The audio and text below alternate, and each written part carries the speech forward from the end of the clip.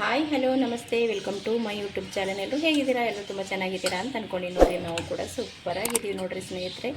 ತುಂಬ ರುಚಿಕರವಾಗಿರೋಂಥ ಟೇಸ್ಟಿಯಾಗಿರೋಂಥ ನಾನೊಂದು ರೆಸಿಪಿ ತೊಗೊಂಡು ಬಂದಿದ್ದೀನಿ.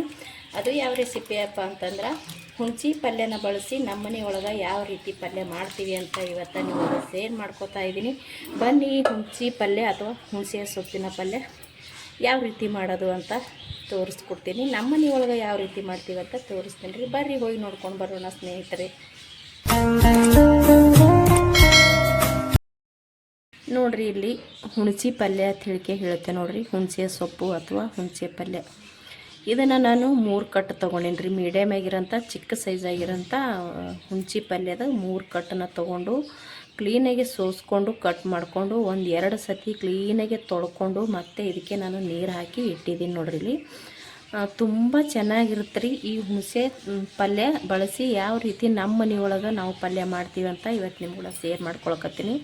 ಇದನ್ನು ನಾನು ಕಟ್ ಮಾಡಿ ತೊಳೆದು ಇಟ್ಕೊಂಡಿನಿ ರೀ. ಮತ್ತೆ ಪುನಃ ನೀರು ಹಾಕಿ ನಾನಿಲ್ಲಿ ನೋಡಿರಿ ಒಂದು ಅರ್ಧದಷ್ಟು ಸೌತೆಕಾಯಿನ ಕಟ್ ಮಾಡಿ ತೊಗೊಂಡಿನಿ. ಮತ್ತು ಸ್ವಲ್ಪ ಕೊತ್ತಂಬರಿ ಸೊಪ್ಪು, ಬೆಳ್ಳುಳ್ಳಿ ಮತ್ತು ಒಂದು ಸ್ವಲ್ಪ ಜೀರಿಗೆ ತೊಗೊಂಡಿನಿ ರೀ. ಇದಕ್ಕೆ ಕ್ಯಾರೆಟ್ ಇದ್ರೂ ಕೂಡ ಹಾಕೋಬೇಕ್ರಿ ಸ್ನೇಹಿತರೆ, ತುಂಬ ಚೆನ್ನಾಗಿರುತ್ತೆ. ಕ್ಯಾರೆಟ್ ನಾನು ಇಲ್ಲ, ಹಾಗಾಗಿ ಹಾಕ್ತಾಯಿಲ್ಲ.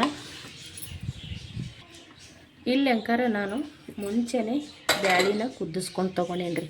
ಇಲ್ಲಿ ತೊಗರಿ ಬ್ಯಾಳಿ ಬಳಸಿ ಮಾಡಕತ್ತೀನಿ ರೀ. ಬ್ಯಾಳಿ ಮುಂಚೆನೇ ಕುದಿಸ್ಕೊಂಡೀನಿ ರೀ. ಈ ಬ್ಯಾಳಿಗೆ ನಾನು ಹಸಿ ಮೆಣಸಿನ್ಕಾಯಿ, ಟೊಮೊಟೊ ಮತ್ತು ಸ್ವಲ್ಪ ಅರಿಶಿಣ, ಟೊಮೊಟೊ, ಹಸಿ ಮೆಣಸಿನ್ಕಾಯಿ, ತೊಗರಿಬೇಳೆ, ಸ್ವಲ್ಪ ಎಣ್ಣೆ ಹಾಕ್ಕೊಂಡು ಇದನ್ನು ನಾನು ಒಂದು 3-4 ಸೀಟಿನ ಹೊಡಿಸಿ ತೊಗೊಂಡೇನಿ ರೀ. ಚೆನ್ನಾಗಿ ಇದನ್ನು ಕುದ್ದೈತಿ ನೋಡಿರಿ, ನುಣ್ಣಗಾಗಿ ಕುದ್ದೈತಿ.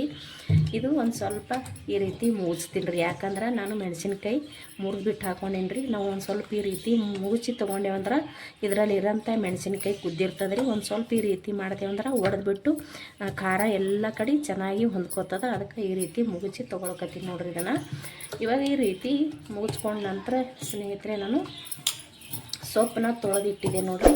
ಈ ರೀತಿ ಚೆನ್ನಾಗಿ ಮಿಕ್ಸ್ ಮಾಡ್ಕೊಂಡು ಅದು ಆಲ್ರೆಡಿ ಕುದ್ದಿರ್ತೈತಿ. ಅಂದ್ರೆ ಅದು ಕುದ್ದು ಮೆತ್ತಗಾಗಿ ಬಿಟ್ಟಿರ್ತೈತಿ ರೀ, ಪೀಸ್ ಆಗಂಗಿಲ್ಲ. ಮತ್ತು ಅದರಲ್ಲಿ ಇರೋಂಥ ಬೀಜನೂ ಕೂಡ ಹೊರಗೆ ಬಂದಿರಲ್ಲ ರೀ. ಕೆಲವೊಂದು ಮೆಣಸಿನ್ಕಾಯಿ ದಪ್ಪಿದ್ದಪ್ಪ ಅಂದ್ರೆ ಅದಕ್ಕೆ ನಾನು ಈ ರೀತಿ ಮುಗಿಸ್ಕೊಂಡಿನಿ ನೋಡಿರಿ. ಇಲ್ಲಿ ಇಷ್ಟ ಆದ್ರೆ ಸಾಕ್ರಿ.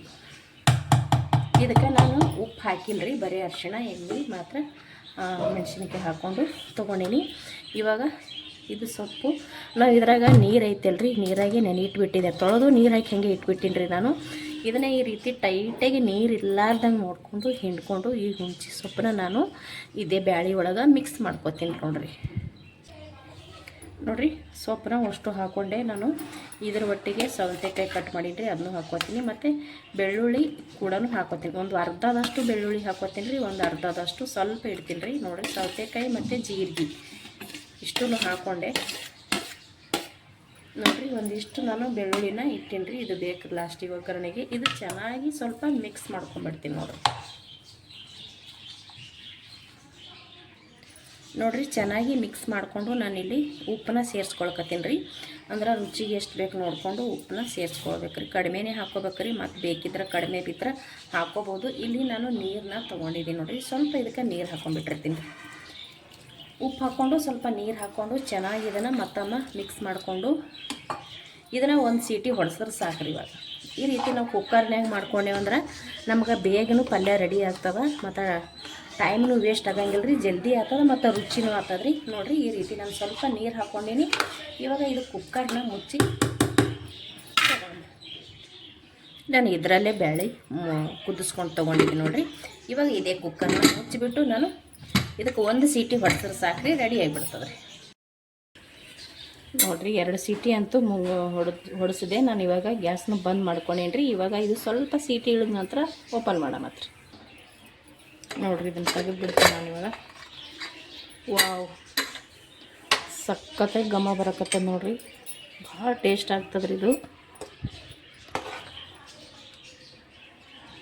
ನೋಡಿರಿ, ಈ ರೀತಿ ಸ್ವಲ್ಪ ತಿಳಿಯಾಗಿ ಮಾಡ್ಕೋಬೇಕು ನೋಡಿರಿ. ನಾವಂತೂ ಈ ರೀತಿನೇ ತಿಳಿಯಾಗಿ ಮಾಡ್ಕೋತೇವ್ರಿ. ಯಾಕಂದ್ರೆ ಇದು ಅನ್ನಕ್ಕೂ ಕೂಡ ಆಗುತ್ತೆ, ಮತ್ತು ಚಪಾತಿ, ಕಡಕ್ ರೊಟ್ಟಿ ಯಾವುದಕ್ಕೊಂದ್ರೂ ಚೆನ್ನಾಗಿ ಹೊಂದ್ಕೋತ್ರಿ ನೋಡಿರಿ. ಇದನ್ನು ಸ್ವಲ್ಪ ನಾವು ಈ ರೀತಿ ಮುಗಿಸ್ಬಿಡಮ್ರಿ.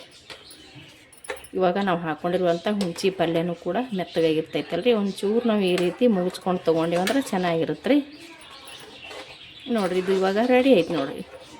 ಇದು ನಿಮಗೆ ಗಟ್ಟಿ ಬೇಕಪ್ಪ ಅಂತಂದ್ರೆ ನೀವು ಏನು ಮಾಡಬೇಕು, ಸ್ವಲ್ಪ ನೀರನ್ನ ಕಡಿಮೆ ಹಾಕ್ಕೊಂಡು ಕುದಿಸ್ಕೋಬೇಕು ರೀ. ನಾವು ಪಲ್ಯ ಅದೆಲ್ಲ ಮಿಕ್ಸ್ ಮಾಡ್ಕೋತೇವೆ ನೋಡಿರಿ, ಆ ಮಿಕ್ಸ್ ಮಾಡ್ಕೊಳ್ಳೋ ಟೈಮ್ನಾಗ ನೀರನ್ನ ಸ್ವಲ್ಪ ಸೇರಿಸ್ಕೋಬೇಕ್ರಿ. ಅಲ್ಲಿ ತಿಳಿಬೇಕಂದ್ರೆ ಜಾಸ್ತಿ ನೀರು ಹಾಕ್ಕೋಬೇಕು. ಈ ರೀತಿ ನಾನು ಇವಾಗ ತೋರಿಸ್ತೀನಿ ಇದು ನೋಡಿರಿ. ಈ ರೀತಿ ಬೇಕಂದ್ರೆ ಸ್ವಲ್ಪ ನೀರನ್ನ ಜಾಸ್ತಿ ಹಾಕ್ಕೋಬೇಕು ರೀ. ಮತ್ತು ಗಟ್ಟಿ ಬೇಕಂದ್ರೆ ನೀರನ್ನ ಕಡಿಮೆ ಹಾಕ್ಕೊಂಡ್ರೈತೆ ರೀ. ನಾವು ಹೆಂಗೆ ಮಾಡ್ಕೋತೀವಿ ಅದ್ರ ಮ್ಯಾಗ ಇದು ಪಲ್ಯ ರೆಡಿ ಆಗುತ್ತೆ ರೀ.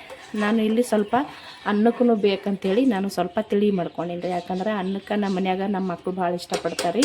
ಹಾಗಾಗಿ ನಾನಿಲ್ಲಿ ಸ್ವಲ್ಪ ಈ ರೀತಿ ತಿಳಿ ಮಾಡ್ಕೊಂಡೀನಿ ರೀ. ಚಪಾತಿಗೆ ಮತ್ತು ಅನ್ನಕ್ಕೆ ಕಡಕ್ ರೊಟ್ಟಿಗೆ ಅಂತೂ ಸಖತ್ತಾಗಿರುತ್ತೆ. ಇದಕ್ಕೆ ನಾನು ಹಸಿಮೆಣ್ಸಿಕಾಯಿ ಹಾಕ್ಕೊಂಡು ಮಾಡೀನಿ ರೀ. ನೀವು ಬೇಕಿದ್ರೆ ಅಚ್ಚಕಾರದ ಪುಡಿ ಕೂಡ ಸೇರಿಸ್ಕೋಬೋದು ರೀ. ನಾನು ಇಲ್ಲಿ ಬರೀ ಹಸಿಮೆಣ್ಸಿಕಾಯಿ ಹಾಕ್ಕೊಂಡಿದ್ದೀನಿ, ಖಾರನ ಸೇರಿಸ್ಕೊಂಡಿಲ್ಲ. ಇವಾಗ ಇದು ಒಂದು ಪಾತ್ರೆಗೆ ತೆಗೆದು ಇದಕ್ಕೊಂದು ಚಿಕ್ಕ ಒಗ್ಗರಣೆ ಐತ್ರಿ, ಒಗ್ಗರಣೆ ಮಾಡಮ್ರಿ. ಇದು ನಾನು ಇವಾಗ ಫಸ್ಟ್ ಒಂದು ಪಾತ್ರೆಗೆ ತಗೋತೀನಿ ನೋಡಿರಿ. ನಾನು ಇಲ್ಲೊಂದು ಪಾತ್ರೆ ತೊಗೊಂಡು ನೋಡಿರಿ, ಈ ಪಾತ್ರೆಗೆ ಹಾಕ್ಕೊಳ್ಕೊತೀನಿ ನೋಡಿರಿ. ತುಂಬ ಬಿಸಿ ಇರ್ತದ್ರಿ, ನಿಧಾನಾಗಿ ಹಾಕೊ ನೋಡಿರಿ. ನಾನಿಲ್ಲಿ ಒಂದು ಪಾತ್ರೆಗೆ ತಗೊಂಡೇನಿ ರೀ. ಇವಾಗ ಇದಕ್ಕೆ ಒಂದು ಚಿಕ್ಕ ಒಗ್ಗರಣೆ ರೆಡಿ ಮಾಡಿ ಹಾಕ್ತೀನಿ ನೋಡಿರಿ. ನಾನು ಗ್ಯಾಸ್ ಹಚ್ಚಿ ಒಂದು ಚಿಕ್ಕ ಪಾತ್ರೆ ಬೌಲ್ ಇಟ್ಕೊಂಡಿನಿ ರೀ. ಅದಕ್ಕೆ ನಾನು ಸಾಸಿವೆ ಜೀರಿಗೆ ಹಾಕ್ಕೊಳಕತ್ತೀನಿ ನೋಡಿರಿ. ನಾನು ಇಲ್ಲಿ ಮುಂಚೆನೇ ಸ್ವಲ್ಪ ಒಂದು ಅರ್ಧದಷ್ಟು ಬೆಳ್ಳುಳ್ಳಿನ ಹಾಕಿದ್ದೆ ರೀ. ಇವಾಗ ಇನ್ನೊಂದು ಸ್ವಲ್ಪ ಇಟ್ಟಿದ್ದೀನಿ ಅಂತೇಳಿ ತೋರಿಸಿದ್ದು ನೋಡಿರಿ. ಆ ಬೆಳ್ಳುಳ್ಳಿನ ಇವಾಗ ಇದಕ್ಕೆ ಸೇರಿಸ್ಕೊತೀನಿ ನೋಡಿರಿ. ಇಲ್ಲಿ ಸ್ವಲ್ಪ ಕರಿಬೇವು ಕಟ್ ಮಾಡಿ ಇಟ್ಕೊಂಡಿನಿ ರೀ. ಕರಿಬೇವು ಸೊಪ್ಪು ಕೂಡ ಹಾಕ್ಕೊತೀನಿ ನೋಡಿರಿ. ಕರ್ಬೇವಿನ ಸೊಪ್ಪು ಕೂಡ ಹಾಕ್ಕೊಂಡಿನಿ ರೀ. ಕರ್ಬೇವಿನ ಸೊಪ್ಪು ಹಾಕೊಂಡ ನಂತರ ಸ್ವಲ್ಪ ಕೊತ್ತಂಬರಿ ಸೊಪ್ಪು ತೊಗೊಂಡು ಕೊತ್ತಂಬರಿ ಸೊಪ್ಪು ಕೂಡ ಹಾಕ್ಕೊಳ್ತೀನಿ. ಇದು ಚೆನ್ನಾಗಿ ಒಂದು ಸ್ವಲ್ಪ ಮಿಕ್ಸ್ ಮಾಡ್ಕೊಳ್ಳಿ ಈ ರೀತಿ ನೋಡಿರಿ. ಈ ರೀತಿ ನಾನು ಇದನ್ನು ಫ್ರೈ ಮಾಡಿಕೊಂಡು ಇವಾಗ ಗ್ಯಾಸ ಬಂದ್ ಮಾಡ್ಕೊತೀನಿ ನೋಡಿರಿ. ನಾನು ಗ್ಯಾಸ್ನ ಬಂದ್ ಮಾಡ್ಕೊಂಡೆ ರೀ. ಇವಾಗ ಇದನ್ನು ಒಯ್ದು ನಾವು ಮಾಡಿರುವಂಥ ಪಲ್ಯಕ್ಕೆ ಹಾಕಿಬಿಡಮತ್ರಿ ನೋಡಿರಿ. ಇವಾಗ ಇದನ್ನು ಹಾಕಿಬಿಡ್ತೀನಿ ನೋಡಿರಿ. ಅಲ್ಲಿ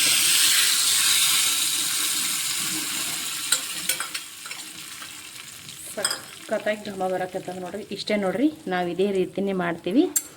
ಹುಣಸಿ ಸೊಪ್ಪು ಅಥವಾ ಹುಣಸಿ ಪಲ್ಯನ ಬಳಸಿ ಮಾಡಿರುವಂಥ ಈ ಪಲ್ಯ ನಿಮಗೆ ಇಷ್ಟ ಆಗಿತ್ತಪ್ಪ ಅಂದ್ರೆ ಪ್ಲೀಸ್ ಒಂದು ಲೈಕ್, ಶೇರ್, ಕಮೆಂಟ್ ಮಾಡಿರಿ. ಮತ್ತೆ ಒಂದು ಹೊಸ ರುಚಿಯೊಂದಿಗೆ ರೆಸಿಪಿಯೊಂದಿಗೆ ಸಿಗ್ತೀನಿ ರೀ. ಇಷ್ಟೊತ್ತನ ವೀಡಿಯೋ ನೋಡಿದವ್ರು ಎಲ್ಲರಿಗೂ ಕೂಡ ಥ್ಯಾಂಕ್ ಯು.